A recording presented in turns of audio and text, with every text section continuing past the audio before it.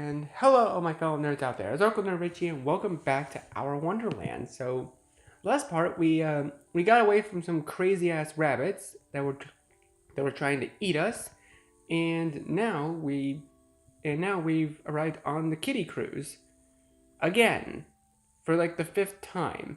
So, so we're gonna be continuing right where we left off. It's chilly on the boat though, particularly in my wet clothes. And I sit shivering atop one of the branches as we drift along until Genzo notices and gives me his jacket. Though perhaps gives isn't the right word given by the way he forces it onto me despite my protests. I hear him grumble something about not letting me fucking freeze to death as he yanks his hat down to my curls. It's nice though, warm, and the shivers stop almost immediately as I curl up inside the padded fabric. I feel like a marshmallow. Ooh. Oh my god. Oh, hold on. Oh my god. He looks like another Genzo. He actually looks exactly like him, just with white hair. That's the funniest thing I've ever seen in my life. Oh, okay. Also, I want to mention to you guys that I actually decided to turn on censored mode. It's kind of, I know it might sound a bit weird for you all, but I decided to just turn on censored mode because I didn't feel like having to edit. I didn't feel like having to edit any blurs into the thing. So, like I did for some of the previous parts. So this is gonna be it's gonna be a bit of a different experience from now on. Genzo takes the bench across the aisle. I watch him in half interest as he lights up a cigarette and brings it to his lips. The sight sparks a memory in the back of my mind.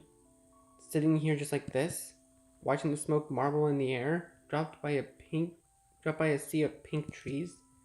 How many times have we done this now? Too many times to count. I blink just a bit too hard and turn away, instead burrowing my face inside the collar of Genzo's jacket. It smells like him. You think the others are here just like doing their normal thing? Genzo finally asks. His tone is light, but there's something careful about his words. I don't know. I stare down at my hand, opening and closing my fingers in curious wonderment. I mean, it's weird, right?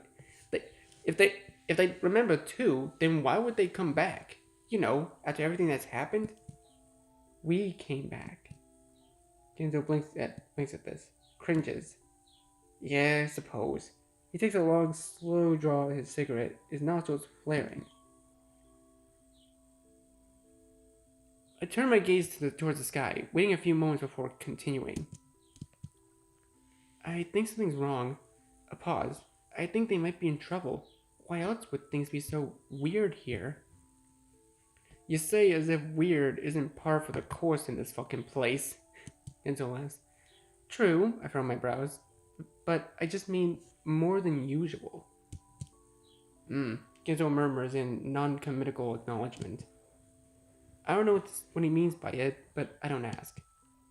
Instead, I drop my gaze to my shoes. Now that we are out of immediate danger, the looming thoughts of dread are beginning to reform themselves in the corners of my mind. What are they doing? Are they okay? Are they trying to figure things out just like us? Though, not sure how those fuckers could get any worse than they already fucking are. I hear Genzo mumble through his cigarette. I glance up. Genzo's shooting daggers at floorboards. Brows curled in indignant rumination. His cigarette is bouncing again, up and down. The sight makes me wince, a nagging feeling of guilt tickling the base of my spine. I did try. Genzo head pops up. I feel his eyes on me. To help everyone. Pause. To be what they needed. I sink even lower to the collar of Genzo's jacket. To make them happy. What the fuck? The abruptness of the remark catches me off guard. I jerk my gaze upwards to see Genzo just staring at me. What did I say? Did I say something wrong? I clasp and unclasp my hands between my thighs. What What the fuck what? I finally ask. Since when is your responsibility? Genzo flicks his finished cigarette to the ground and stomps it out with his toe. Well, my tongue feels all of a sudden extremely dry. I hadn't ever really thought about it before. They need me? Oh yeah? And why do they need you? I pull at my collar. Because it's my fault. What's your fault? Uncomfortable panic was rising up in my chest. I wave my hands increasingly violent flourishes, but nothing comes out of my mouth. I try, eyes clenching and unclenching. And finally, everything. It pops out with a little hiccup, trembling on my lips. And with that, I feel the heat from my face, my neck, behind my eyes. My throat is already constricting. The tears are coming because I can't even have a normal conversation like a normal human being. Everything is my fault. My vision goes blurry with water and fills my eyes. I wanted to make everyone happy, but I couldn't. Instead, I just ruined their lives. I ruined your life. I can't do anything right. I can't be there for people. I can't say the right things. I can't be what people need me to be. I try and try, but all I ever do is make things worse. I bring my hands to my temples and fingers digging into the fabric of Genzo's hat, into my scalp so hard my head begins to pound. Genzo just stares at me, a look I've never seen before in his face. I don't know what's wrong with me. I curl my arms around my chest with a shiver. Genzo cocks his head to the side and blinks, then reaches forward and yanks the sides of my hat down practically to my chin. Brain a little waterlogged there? Because you're not making any fucking sense. The hell are you going on about? Ruining people's lives? How have you ruined anyone's life, huh? It's true. I try to wrestle his hands away. Everyone would have been better off without me. This must spark something in Genzo. Because without missing a beat, he brings a palm of his hand straight across my jaw. I sit there in silence for a moment, stunned. And when Genzo speaks next, his voice is strained, trembling. Don't you fucking say that. Do you hear me? His index finger comes out, quivering just in front of my nose. I grow small, so small, practically curling in on myself. Shame dapples my cheeks. Are you even fucking listening to yourself, Eggs? Why would you even say something like that? I'm shaking now, and when I look up, tears are already running freely down my cheeks. The accident, it was my fault. If you hadn't... Genzo's face goes blank, his jaws tight. And then I abandoned you. Left you all alone, your best friend. I let out a choked hiccup. I was just so scared and confused. I don't know what to do. I see Genzo's lip twitch, tremble. He brings a hand to his hair, clenches his fingers in his curls. Looks away and up at the sky, his eyes strained and his bottom lip clamped between his teeth. Eggs. His voice is low and hoarse and crackles between his breath. Eggs, it's okay. I was scared too. I was scared most of high school, to be honest. Terrified, more like. A tiny smirk. Why else do you think I was so fucking insufferable? He drops to a squat in front of me, knuckles curling atop my knees. But that's not your fault. None of what happened is your fault. It's no one's fault. Just a shitty fucking thing that happened. When I don't look up to meet his gaze, he pops my chin up with the side of his index finger. I look everywhere but his eyes. He, however, just cracks a grin. Neither one of us had any idea what the fuck was going on with ourselves. What do you expect? His fucking smile is too contagious, and I find corners of my mouth tugging upwards in spite of myself. Yeah. I sniff. I guess. Eggs. Genzo lets out another sigh. We all make mistakes, yeah? Some admittedly bigger than others, but certainly nothing life-ruining, yeah? And it's sure as fuck not your responsibility to fix anyone else's life. Not that you even could. That they've all gotta work out their shit out for themselves. He points his index finger at my chest and giving it a little tap. You're giving yourself a bit too much credit, maybe, eh? Ruining people's lives? You haven't ruined anyone's life any more than I ruined my pop's, despite how long it took me to accept that. Then brings his hands to the side of my head, forcing me to look straight into his eyes. Are you sure as fuck? And you sure as fuck haven't ruined my life. You hear me? So just get that fucking thought out of your head. I hold his gaze for about 5 seconds before I have to turn away. It burns too much. Fortunately, Genzo doesn't force it any longer. He rocks back on his heels with a little wobble, arms balanced on his knees. Damn, things got a little intense there for a sec, didn't they? Sorry about that. I shake my head softly. No, it's okay. He squeezes his eyes shut and opens them. You mean a lot. To a lot of people. I pause. I see him bite down on his lip. Wince. Then, you mean a lot to me. Aww. The warmth returns to my cheeks, but this time it's not shame, not discomfort, not emotional panic. I clasp my hands together, staring down at my fingers. I guess you, kinda know that already, though. After everything, I mean. I don't know how to respond, so I don't say anything. But Genzo continues. But that doesn't mean you owe me anything. I pause. You don't owe me anything, Eggs. So just promise me that no matter what happens, you make your own decisions, yeah? For yourself, and not for anyone else. My own decision. What do you want, Iggy? I scratch beneath the cap, squint against my puffy, tear-weary eyes. What do you wish for more than anything else in the whole world? Then let out a gaze turn hazy as I stare off at the far trees, playing idly with my hands in my lap. I feel the boat rise and fall with the current.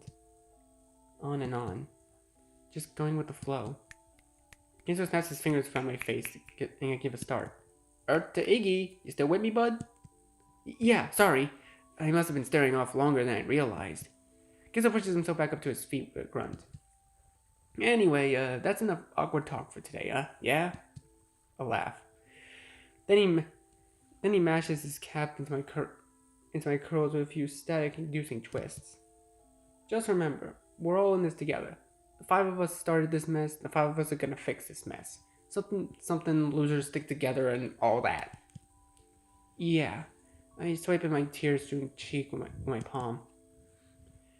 I'm not sure how much I can believe his words, or how much I can allow myself to believe, but I do feel somehow lighter. Like one of my many giant padlocks holding me down had just come undone and dropped to the floor. I watch Genzo stretch his arms over his head, then wander away towards the front of the boat. He pauses to check out the helm, hands shifting it gently to the right and the left again. He looks so short next to the big wheel that I almost laugh. What do I want? I let my gaze soften, just staring at him. Maybe I blink. Look away. Sigh. Then simply let myself settle back down into the warm folds of his jacket, just breathing it in. My own cocoon. What the fuck? His words snap me back to attention. When I return my gaze to him, I see him staring across the water in front of the boat. What is it? Is something wrong with the water, or are my fucking eyes on the fritz again? Concerned, I trundle over, taking in our position with a quick glance at our surroundings. We're further along than I expected we'd be, approaching an all too familiar curve too. I found myself momentarily distracted by the lack of the signage on the shore, then put my gaze back to the water. Where? You don't see how fucking dark it looks up there? I squint, gazing across the choppy surface. I don't see anything at first, then... Oh. How about Mary Mother in Heaven, great galloping sassafras? Hell, I'd even take fuck me with a wooden spoon. Genzo waves his arms in a half-panic exasperation. The water is indeed darker. Not just darker. Black. Like oil spraying across the surface. I lean over the railing to get a better look at what we approach. That's definitely never happened before, right? Tell me that's never fucking happened before. Pretty sure not. We watch as the boat begins cutting its way through the black stain. Nothing happens at first. It seems as much water as the surrounding river. Then I notice the boat slowing ever so slightly, as if requiring more effort to continue its forward momentum. It's getting darker now. Darker and thicker. Slapping against the sides of the boat as we push our way through. And the smell. Can't quite place it. Like copper or rust? But with significantly burning afterwhiff.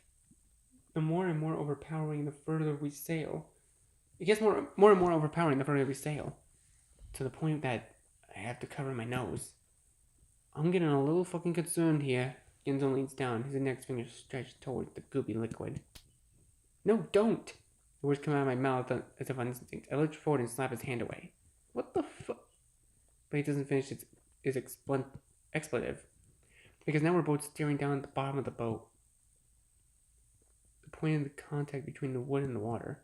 It's sizzling. Shit. Genzo's face goes gray. I back up from the edge and in 1, 2, 3 giant steps, my hands to my mouth. The burning smell is stronger now, much stronger. Like wisps of smoke drift up and over the railing. What is this stuff? Acid? Genzo rubs his forehead harder and harder. The boat gives a shuddered jerk as it nearly sends both of us to the deck, and I throw an anxious glance back at the water wheel, currently chugging behind us. Thick heavy globs of black muck are dripping off its slats. The foamy chunks of wood are already starting to crumble and fall, almost like a cookie bits left in milk too long. Tire wheels slowly becoming engulfed in increasingly turbulent coils of white stream. Genzo? My voice cracks. The boat continues to get slower and slower, and the stream is everywhere now, curling and twisting on every side of the boat, some of it even drifting up through the gaps in the wood beneath their feet. Another shudder. A huge chunk of the wheel collapses in on itself, followed by a groan in the entire left half begins tilting inward. Then the boat comes to a complete and undeniable stop. I feel tendrils of panic begin creeping up beneath my collar. We stopped. Hey, we got this. We'll figure something out, yeah? Galore starts toward the other side of the boat. I see him eyeing our proximity to the shore. There's no way. We're too far. Walking through that much of this stuff would be a death wish. Genzo starts pounding his fist against the railing in thought, mumbling seeming something beneath his breath. Another shudder, but this one feels different. Less of a slowly crumbling to death, and more of a shudder, and more of a something just hit the boat. I trust on my heels, glancing around, gaze flicking from one side of the boat to the next. Are we finally going to see the collector? Oh no. In the midst of perusal, I notice where we are. The forest that to our left has given way to a wide expanse of clear land, revealing a strange yellow hillock covered in what appears to be slowly smoking trash. My gut twists in discomfort, a slowly squirming spiral of dread working its way up my spine. Little creaks and groans. I let my gaze drop to the floorboards, cocking to the side as I watch the steam sneak its way through the gap. That's when a violent crack rips through the bottom of the boat, and a massive black tentacle bursts through the wood. Oh no. I don't even have the chance to step back. It shoots upward less than a centimeter from the tip of my nose, sending my bangs a whirl. My vision is filled with it, all writhing fleshy masses of undulating sinews and slimy membranes. Eggs! Genzo is to me in an instant, grabbing my arm through my jacket and yanking me backwards. We stand there, staring at the tentacle. It stares back, coils in seemingly befuddlement, and bolts forward. Genzo football tackles me to the ground out of the way, just as the tip of the tentacle whips through the air and where we once stood. This fucking thing! Genzo's brows are furrowed so low I can barely see his eyes. Can we not get a single fucking break? He gets back to his feet and charges at the thing. It's hard to explain exactly what occurs next. Once again, Genzo is running at it. Next, he slips straight on top of it, pinning it to the ground and wrestling with it and the flailing head. He twists it between his hands as though strangling a snake, which seems to stop it for a moment. Then he jumps to his feet and brings his shoe down hard on the limp appendage. One stomp, two. His foot descends on the boat railing. Rattling heaves that send the tentacle writhing it and elicit one gooey splash after the other. After 5 or 6 of the resounding thumps, the tentacle stops moving, lying inert in the growing puddle of mysterious wetness. I lower my hands, gazing somewhat awestruck upon Genzo's huffing form. You wrestled a giant tentacle for me? Genzo glances up, looks away. I see such a pink glance cheeks. I don't know about wrestled. More like fought for dear life, but... Boom! Without missing a beat, another heaving creak rocks the boat with another rapid-fire series of snaps, and a second tentacle bursts through the floor between us. You've gotta be fucking kidding me. I back up, my heart pounding, brain screaming. Another crack, this time just to my right. I leap backwards before the third tentacle nearly impales me right up the middle, falling straight on my ass to the deck. I roll away towards the edge of the boat, only to see tentacles crawling up the side, curling around the railing. I stagger back to my feet, heart like a steam engine chugging away in my chest. They're everywhere. I toss a glance at Genzo, who's currently going toe to toe with one bisecting the length of the ship. He's got one hand wrapped around its tip, and the other wrenches the head of the screwdriver into its slick skin. I start backing up towards the half-collapsed water wheel at the end of the boat. Should I help? I should do something. I squeeze my eyes shut, then back open. But what can I do? I can't do anything. Everyone always has to protect me. I feel the boat shudder beneath me, again and again. A long, low creak reverberates up through my legs, my spine. We're not getting out of here, are we? Even if we somehow manage to get through this, the next obstacle will surely claim us. This place is an unending nightmare. Yet we keep throwing ourselves back in like gluttons for punishment. A guttural sense of dread is working its way up from my bowels, extending through my chest, up to my neck, chin, and eyes. The shuddering is all around me now. The boat is creaking and groaning like a Titanic about to go down. We're just going to keep dying and dying and dying. Dying until we can't take it anymore. Dying until it drives us mad. I watch Genzo tackle the next nearest tentacle as another one slithers over the railing to grab at his ankle. What's the point? What's the point of any of this? No. No, stop it! I bring my hands to my head, palms pressed against my ears. You're not doing this again. I'm not gonna let you do this again. I squeeze harder and harder, I feel like my brain is going to pop out. Get out of my head. Get out of my head. Get out of my head! At that moment, the water wheel behind me explodes. Oh shit! That is definitely not good. Crackling, tearing the whole fucking back of the boat, erupting into bits of chipped, scrapped wood that shoot upwards like a fountain of debris. Then the tentacles follow. 8, 9, 10, so many of them, like one giant mass emerging from watery depths.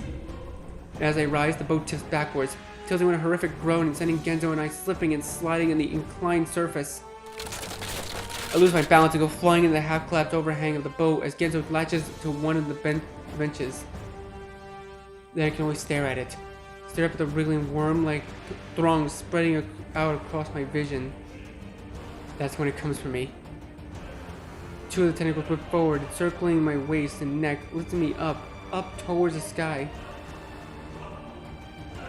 Oh shit! Iggy! I can't even turn to look at Genzo. My whole body is wrenched in increasingly unnatural angles as more and more of the black snakes latch on. I try to tug against them. I try to pull my chin and mouth free from the muscle-slick skin. But they coil tighter, so tight I can barely breathe, barely think. I feel myself being tipped forward, backwards, then to the side, almost as though I'm being studied.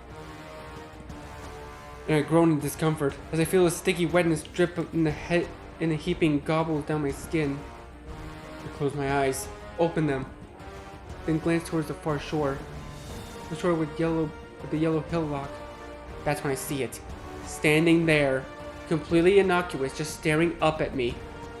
No. I try to turn my eyes away, but I can't. No, no, no, no, no, no, no. Panic cinches around my heart as my body goes cold, but still I can't look away. My eyes are glued to it.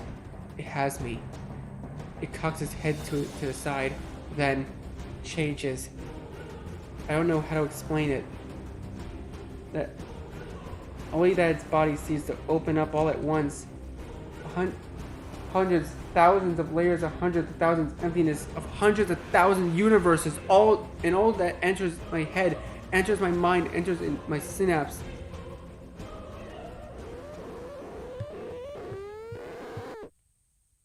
And then everything goes dark.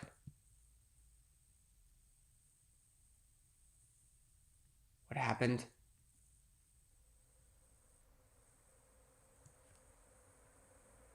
It's white. All around me, it's white. Where am I? What am I? I can't see myself. Can't feel myself. Am I floating? I can't even tell. Moving my body provides me no sensory response. It's bright though. So fucking bright. And I want to close my eyes to block it out, but I can't. Can't turn it off. Can't look away. It's all around me. A part of me. I have nothing. I pause for a moment. Pause in my thoughts. But I can't tell if it's a moment or 500 moments. From one empty thought to the next. I don't want to be here. I'm so alone. None but me in this endless white world of white. When will it end? It can't end. I'm not even here. I'm just a formless gathering of nerves.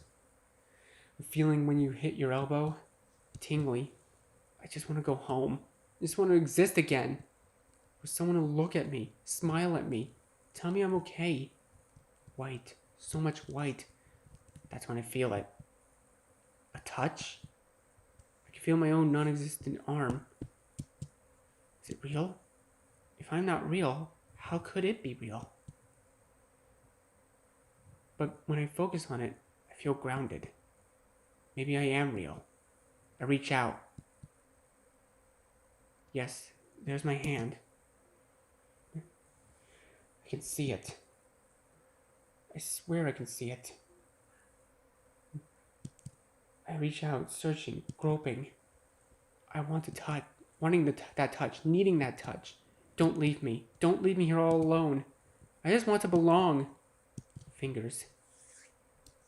I feel them in mine. They're crawling around my head now.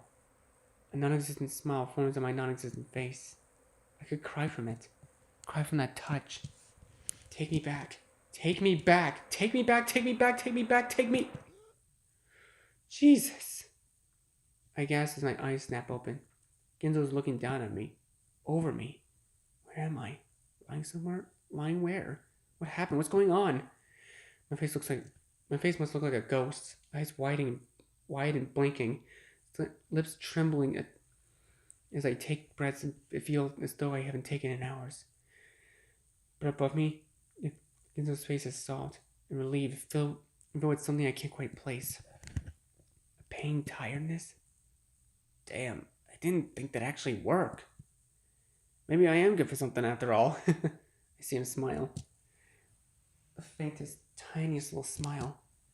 Then his eyes flutter closed, and he collapses. He lands half on my shoulder and half on the ground. A limp sack of potatoes pinning my right side against the dirt. Then he just lies there, motionless. It takes me a second to find my thoughts. My mind races to piece together the current situation, but there's nothing to explain it, nothing that connects the dots. I throw a shaky glance at Genzo, but he appears to be out cold. Shit. I push myself up with a wince. My body strangely stiff, and Genzo rolls off to the side. Genzo? No, I'm the one over him. I give his shoulder a shake, gently slap his cheek. Genzo? But he's unresponsive. Features lax. Sweaty bangs clinging to his forehead. Anxiety bubbles up in my belly to pop in my lungs. He's not dead, is he? He can't be dead. I lean forward, almost too scared of what I'll discover. I hold my ear to his lips. No, he's breathing. Oh, thank God. Thank fucking God. But then what? When I sit back up, I see it. His legs. His pants are shredded and torn, the skin visible through the threadbare holes, his pink and splotchy. White chalky burns opposed gooey red blemishes, and nauseating checkerboard of acid-streaked aberrations. I bring my hand to my mouth with a stifled gasp. I finally turn my gaze to our surroundings, hoping for an answer, desperate for an answer. We're surrounded by trees, a small clearing of sorts. But when I follow the tarry streaks of black that lead away from Genzo's shoes like some kind of breadcrumb trail in the dirt, my eyes hit the water. The river. It's not far away, just through the sparse patch of trees to our left. Then I peer back down at Genzo's legs, at the bit of white cinched fabric tinted with black. Tears start burning my eyes before I can stop them. Stupid. I draw my fist on Genzo's chest. Stupid, stupid, stupid, stupid. Once, twice, again and again, pounding his stupid fucking chest as tears revolts down my cheeks. Why do you always have to be so stupid? I pound until the energy fades over my arms. My shoulders sag. My body slumps inward. I'm silent then, just sitting there as I wait for the tears to stop. What happened? I can't remember a thing. Not even vague images. Just white, complete and utter white. I let out a shuddered breath. I blink back to the watery veil. I have to stay calm. I have to stay focused. Genzo needs someone to take care of him. Needs me to take care of him. I yank his head off my head and place it carefully beneath his, wiping his hair back out of his face. Then shrug my jacket off and drape it across the front like a blanket.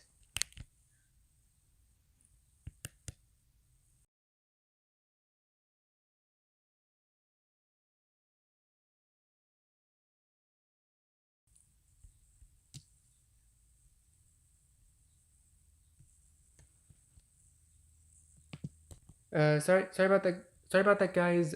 Technical difficulties, but we're back. Don't worry.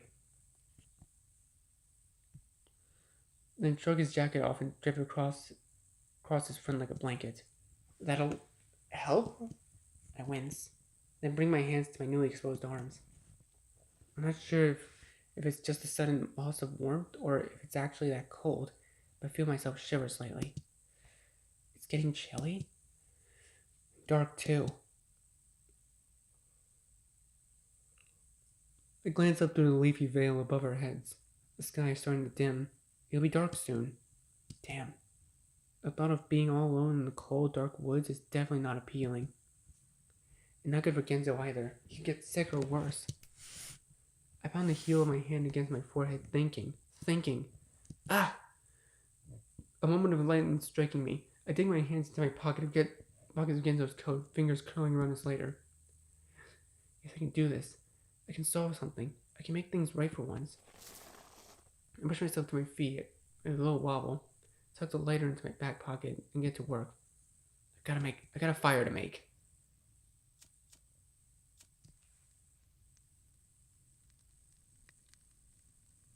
Ooh. 15 minutes later, I've got a good sized pile of twigs and leaves and sheltered beneath it in its assemblage of sticks. From there, it doesn't take long to get a fire going. It starts out small, and I try to strategically place some of the twigs and sticks to get more and more pieces smoking. But soon, I've got somewhat impressive flame going, one even my dad would have been proud of, or something. Once I drag Genzo close to it as close to it as feels safe, I sit down myself, tugging my knees up towards my chest with a sigh. My body feels exhausted. Now that I don't have any more pressing tasks to attend to, I try again to remember what happened, digging into the dark recesses of my mind. But there's still nothing. Not a single image, flash, sound, smell, vague hint of what happened earlier after I blacked out. Not blacked out, whited out. Is that even a thing? Apparently so. I rubbed my eye. It's so hard and dizzy colored. It's so hard, dizzy colored dots dance around across my vision, then simply stare into the fire. It flickers and shimmies across the black expanse of the surrounding woods, an orange dancer in the dark. The heat is welcome. A heavy chill has settled down on top of the trees with the loss of the sun, but the fire is warm. Warm glow nestles against my skin like my grandma's old quilt. I'm instantly taken back to my parents' living room. Winter, snow, the fireplace. I'm curled up in front of it and just watching the flames for hours. The heat would snip and snap in my cheeks. I'd be sitting too close, but I wouldn't care. I could stay until my cheeks turn as rosy as the baubles under the nearby tree. I rest my chin on my knees, the denim through my rough against my skin. I suddenly wish I could turn back time.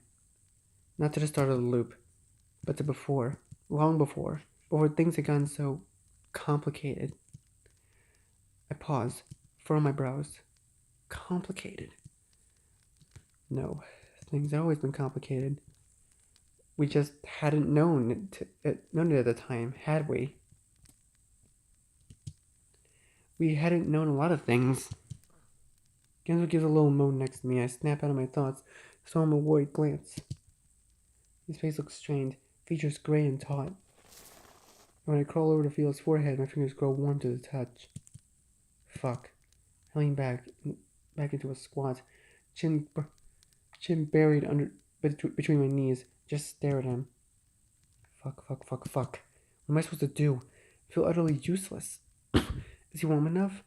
I can see him shivering. He needs to stay warm, god damn it.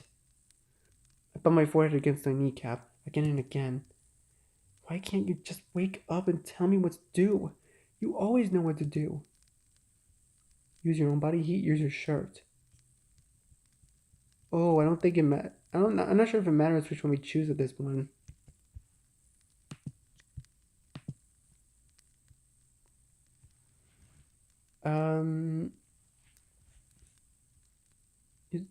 Use your own body heat. Because I think that's probably you're better off doing that instead of making yourself cold. So I close my eyes, press my lips together, then raise my head with a look of determination. I'm not letting you fucking die. Fingers shaky with something that's not quite fear and not quite not. I crawl over to his other side. Then gently, ever so gently, slide beneath his jacket to join him. Oh, my boy! It's warm next to him. And I bring my arm across his chest, face burrowed into his shoulder. Don't die. You can't die. I curl inwards, trying my best to cover as much of him as I can, almost like some kind of human blanket. I can feel his neck cold and clammy against my forehead. I need you. The sudden realization tugs at something deep down in the recesses of my brain, and I feel my eyes well up. I've always needed you. I press my face into the fabric of his shirt, breathing it in, breathing him in. Don't leave me all alone. Then close my eyes with a shudder. His chest moves up and down beneath my arm. A soft, undulating rhythm. It's peaceful, soothing.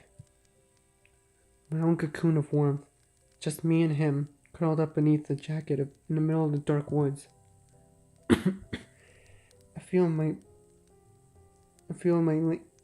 lingering anxiety The one constantly squirming and twisting just beneath my consciousness finally began to recede. My breaths are slowing now. Warm, heavy puffs of air that sink into the fabric of Genzo's shirt. It doesn't take long after that for the numbness of sleep to claim me.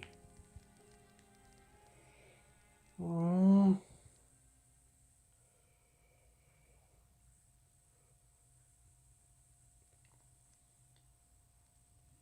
I woke into the feeling of something in my nose.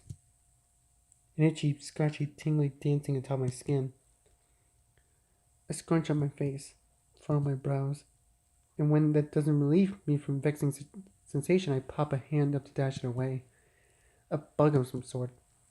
But that's enough to rouse me from my stiff-backed stupor. I blink, open my eyes, allowing the light to filter in. The collar of Genzo's coat is pressed up against my cheek, and below me, the tickle of wet grass dashes against my forearms. I groan, push myself up to a seat. Everything is a blurry haze, nebulous blobs of dark on light, and no matter how I rub my eyes, I can't bring them to focus. Need these? I give a little jump as a dark blob a short distance in front of me leans forward. Then tentatively reach out, feel boxy frames of my glasses in my hand. I lob them back across my nose. Through the sharpening soup, Genzo's face emerges, a soft smile playing at his lips. Didn't want you rolling over on them in your sleep. Oh, thanks. Least I could do,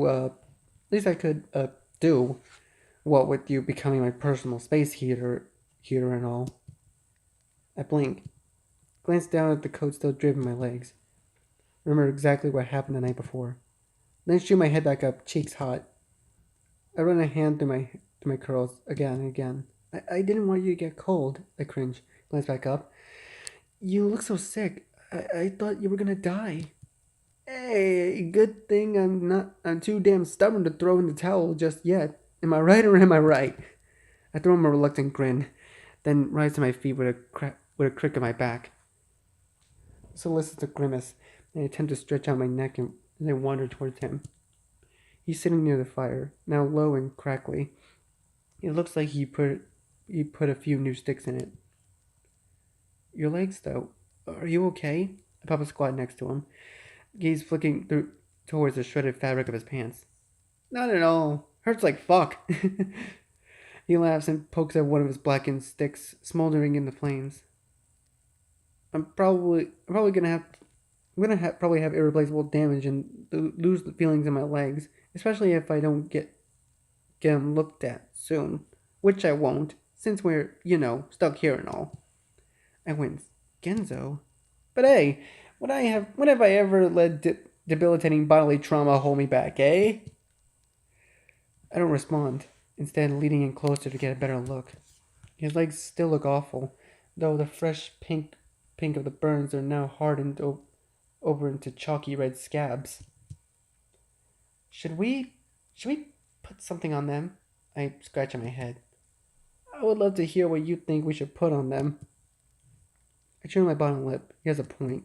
Can you even walk, though? I already walked once this morning. Nothing like a peaceful morning stroll to make you forget you almost died. And have died. Hundreds of times over. Genzo. Hey, at least I still have legs this time. Am I right or am I right? Genzo. Alright. Just trying to lighten the mood. I roll my eyes and push myself back to my feet. Look around. We're a pretty good ways up the river already. Probably not far from town. Maybe Gidget's still there. We can get you into a bed, at least for a while. Yes, Gidget. Nothing wrong about this plan at all. Are you gonna be this cynical the whole way? Sorry, it must be excruciating pain shooting up and down my calves. My face softens. He really doesn't look great. But we don't have much choice. We don't have any choice. We gotta keep pushing forward. Come on, I extend my hand. And though it's probably the last thing Genzo wants to do right now, he takes it with a sigh. I tug him to his feet. Into the fuckery we go.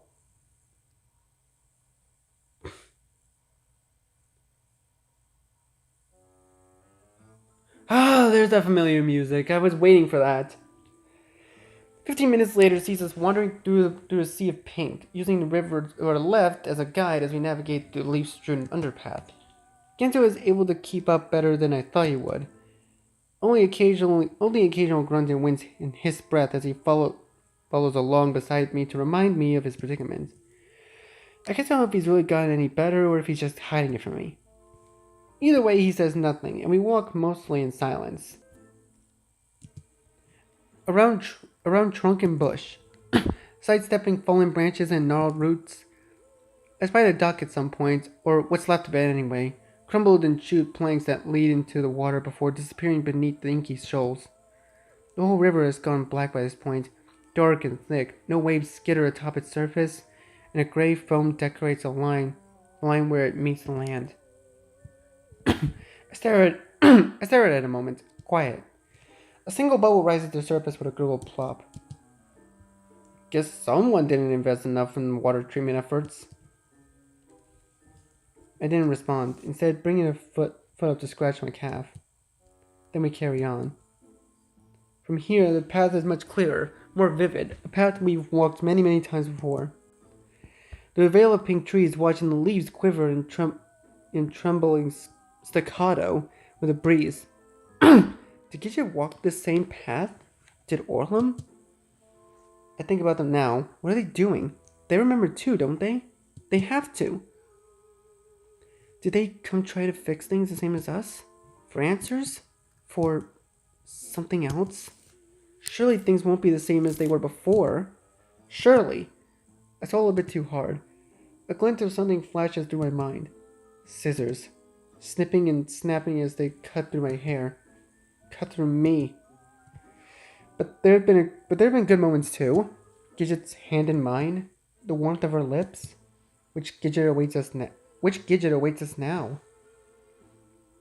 All of a sudden my footsteps changed in timber. I glance down and see the dirt path's given way to cobblestone. Right, of course. Oh joy, we're almost there. I ignore him, tossing a glance forward, instead my eyes in search for something. But there's nothing but a sea of trees. That's interesting. What, the missing larger-than-life pinup? I noticed too. we keep walking. The path continues, empty and signless. That's a good sign, right? Or a sign that we're in for a lot worse, but who can say at this point, really? I hum beneath my breath, gaze still wandering the parameter. That's when I see it. Movement up ahead. Over there, I say before transitioning into a jog. Here we go again. My steps take me further up the path to where someone is trimming the bushes with a set of gardening shears. Snip, snip. Is that me? They're extremely careful as they work, meticulous with each crisp cut, hands measuring a perfect evenness of the branches. And it takes me a moment to realize exactly what I'm looking at. What? Wait a minute! I stop, cock my head to the side, blink. Genzo jogs beside me, breath heavy. He also pauses, both of us just staring. Genzo is the first one to open his mouth. Why the fuck does Mr. Trimby nod over there look exactly like you, Eggs? I don't. My fingers are shaking at this point, because it's true. He does. From the white crop of hair to the pasty sheen of his stick-like arms, and even the pale blue swath of his shirt. It's me. But that can't be. That can't be. Can it? Take a step forward, heart picking up in my ears. One step, two. My lips part. And in a half-dazed trance, I hear myself shout, "Hey!" Ooh! Oh God, he has button eyes. The man that looks at me, jumps, freezes, then turns back to look at us. Oh God, he has button eyes. Oh no, they gave him the Coraline treatment. There's something off about him. Oh yeah, maybe his button eyes? Something that's not quite. But before I can get a closer look, he bolts! Okay, see ya! Bye! Hey! He goes careening up the path, gnarly, gangly arms flailing as his shoes pound against the cobbles. Hey, stop! I take off after him without thinking, my own heart leaping up to my ears. Catch that doppelganger! Genzo charges after me, a beat behind. Then we race. Okay, he's just running like a fucking muppet. Yay! whipping by carefully trimmed bush after carefully trimmed bush, over spotlessly dusted cobblestone, past coiled spindles of purple roses, atop quaint red-black railings. The man who looks like me glances back, gives another jolt of anxious surprise, continues running. His arms are flaying behind him like a fucking muppet. You see this? I push myself harder, even as my lungs burn and my heels throb. The copper taste of blood dances on my tongue. I can reach him. I need to reach him. My mind, my gaze, my focus hones in on him. Only him. Who are you? In fact, I become so transfixed I don't even notice a shadow just left the path up ahead. Not until the blow comes without warning. A dull metal ringing in my head. I go down hard, rolling and tumbling across the ground as stars dance across my eyes. Another clang behind me. I barely register it. Only hear the rustling thud of a body on cobbles. All I can do is gaze upward as my vision blurs in and out, quickly fading kaleidoscope. Then they're over me. 1, 2, 3, 4, 5. I don't even have the chance to wonder what the hell is going on before I black out. Oh, come on, can't you go one arc without blacking out, Iggy? My head is killing me. A throbbing ache ballooning out from the back of my skull. I groan against it, squeezing my eyes, then pop them open. Oh, Jesus Christ! Only see a familiar face less than 5 centimeters from my own. It takes me a moment to register, and I blink again. Then jolt backwards so fast I hit my head back against a stone and send another rainbow pirouette of pain across my skull. God damn it! I nurse the back of my head with a wince. The other me leans back as it haunches, cocking its head to the side. Oh, there's so many of them! Oh, they all have button eyes. They literally just gave Iggy the Coraline treatment. Like, if you guys watch Coraline, you know what I mean. Once my vision stops throbbing, I manage to survey my surroundings. There's more of them. Lots more. They're all around us, standing, kneeling, all of them looking at us curiously, studying us. I start to sit up. But then give a start at the one I hadn't even noticed right behind me, practically breathing down my neck. This is... I don't know what the fuck this is. My face is a portrait of bewilderment as my mind attempts to finagle the explanation for the scene before me. They're all me. Only not quite. There's something off about them. Their eyes. Their buttons. Oh! Now you notice! Their mouths. They don't have any mouths. What are they? There's a groan next to me. I glance over to see Genzo pushing himself up to his seat. He rumbles the back of his head with a grimace. I'm already convinced this entire Wonderland soiree was carefully engineered by some sadistic storyteller to cause me pain. So if we could if we could let up just a little, that'd be great. Thanks. He's talking to you, Carrot Patch. One of the Iggies squats down in front of him, head tilted. Then leans forward in inquisitive scrutiny, their noses less than a few inches apart. Genzo blinks, blanches, then jerks back with a flustered start. Jesus! There's one behind him too, tugging curiously at his collar, analyzing the tufts of his hair sticking out from under his cap. I see Genzo's face turn about 50 shades of red. This is, for once, I can't see him come up with an accompanying piece of witty commentary. This is ridiculous is what it is. Just what the hell is going on?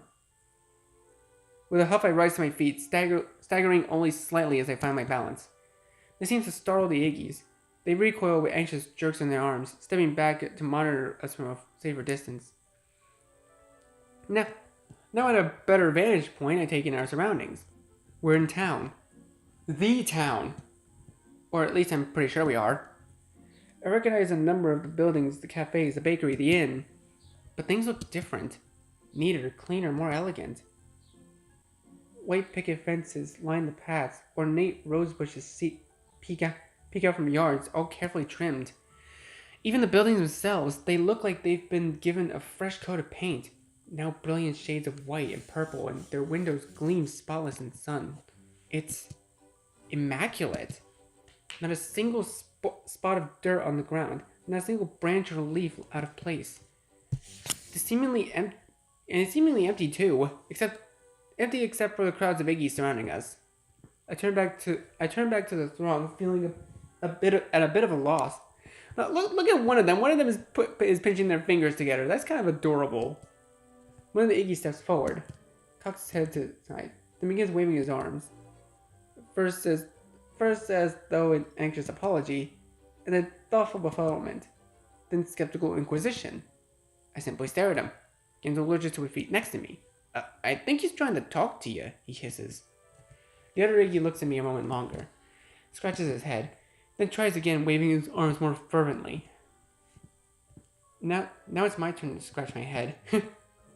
I'm sorry, I can't understand you. I try somewhat unconsciously mimicking some of the same movements as the doll. The other Iggy slumps. I throw another glance around the crowd, so many eyes on us. I tug at my collar nervously. I also can't help but notice their little mannerisms. Some of them playing with their hands, some of them rocking back and forth on their feet, some of them itching their nose in rapid flourishes of vexed unease. I blink.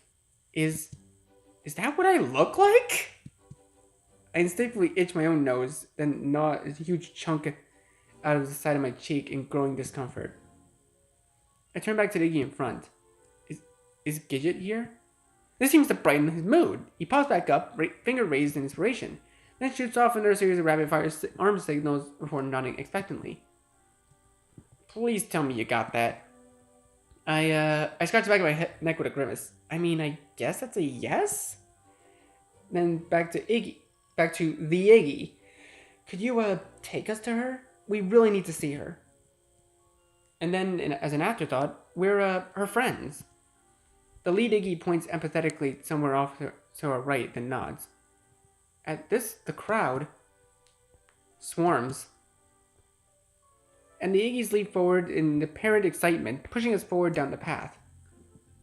Some of them rushing out in front, some of them guiding us ahead, patting our shoulders, reaching out to touch our faces, our hair.